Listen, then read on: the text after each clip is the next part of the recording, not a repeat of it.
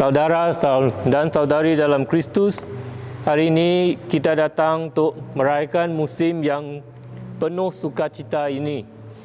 Marilah kita selalu mengingati apa yang malaikat katakan kepada kami dalam Injil. Jangan takut. Ketakutan adalah sesuatu yang kita semua kenal. Dari saat kita dilahirkan sampai hari kita berangkat dari hidup ini, kita menghadapi segala macam ketakutan. Meskipun dengan darjat dan bentuk yang berbeza. Kita semua takut kehilangan orang yang kita cintai. Kita takut gagal dalam ujian kita. Kita takut kehilangan rasa aman dan ketakutan akan ketidakpastian. Kita takut.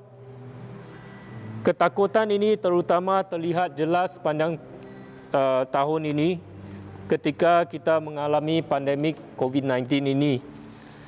Jadi ketakutan ini melumpuhkan kita dan menghalang kita untuk menjalani hidup yang maksimal.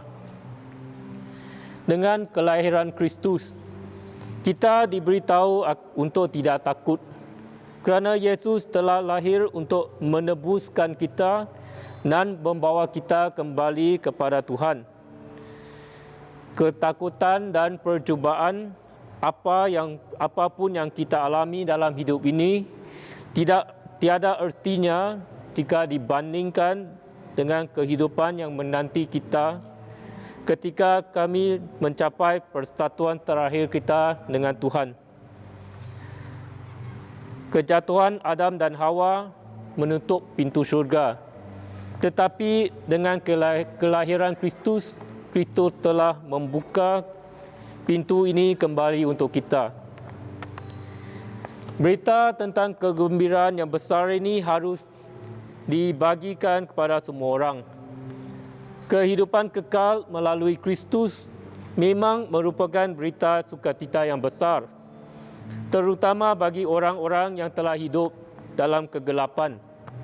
Mereka yang menunggu suatu jenis cahaya muncul. Inilah mengapa kita merayakan hari Natal dengan sangat gembira, kerana bersama Kristus kita telah mendapatkan kembali hak istimewa kita sebagai anak-anak Tuhan. Hari ini, seorang juru selamat telah lahir untukmu. Inilah kata-kata malaikat kepada kami.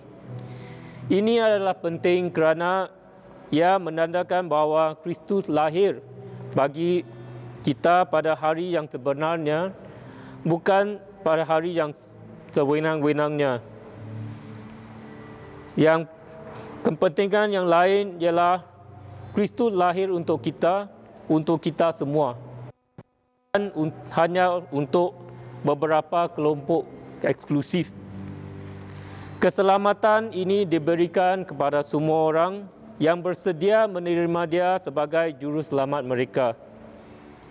Sukacita adalah hadiah Natal yang sesungguhnya, bukan hadiah mahal yang menuntut waktu dan wang kita.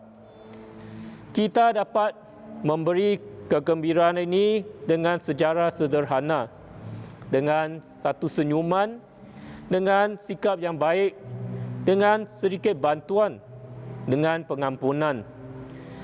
Marilah kita memberikan kegembiraan ini, dan kegembiraan yang diberikan kepada orang lain akan dikembalikan kepada kita. Di hari yang indah ini, biarlah ada kedamaian bagi semua orang yang menikmati perkenanan Tuhan. Ada 3 tingkat perdamaian yang terlibat di sini. Yang pertama dan yang terpenting adalah damai kita dengan Tuhan. Tuhan telah melimpahkan damai sejahtera-Nya kepada kita, tapi terserahlah pada kita untuk menerimanya. Kita semua tahu bahawa damai yang Tuhan berikan adalah berbeza dari apa yang dunia berikan. Kedamaian yang Tuhan berikan kepada kita adalah salah satu yang begitu dalam sehingga ketakutan yang paling gelap dan tantangan terberat dalam hidup kita tidak akan dapat melepaskan kita dari kedamaian itu. Ini tidak berarti bahawa kita bebas dari percubaan dan godaan hidup. Kita masih hidup di dunia yang penuh dengan godaan dan percubaan. Tetapi damai sejahtera Tuhan memberi kita rahmat untuk menghadapi semua tantangan, cubaan dan godaan ini dengan kepercayaan penuh pada pemeliharaan Tuhan. Kedamaian tingkat kedua adalah kedamaian dengan diri sendiri. Kita semua pada suatu saat dalam hidup kita akan bergumul dengan diri kita sendiri. Kita perlu berdamai dengan diri kita sendiri dan menghulurkan tangan kita kepada Kristus dan mengizinkan Dia mempimpin kita ke perairan yang tenang. Saat kita tidak berdamai dengan diri kita sendiri, kita tidak akan dapat menjalani hidup yang telah diberikan oleh Tuhan. Tingkat perdamaian yang terakhir adalah perdamaian antara satu sesama lain. Kelahiran Kristus membawa kesembuhan dan rekonsiliasi.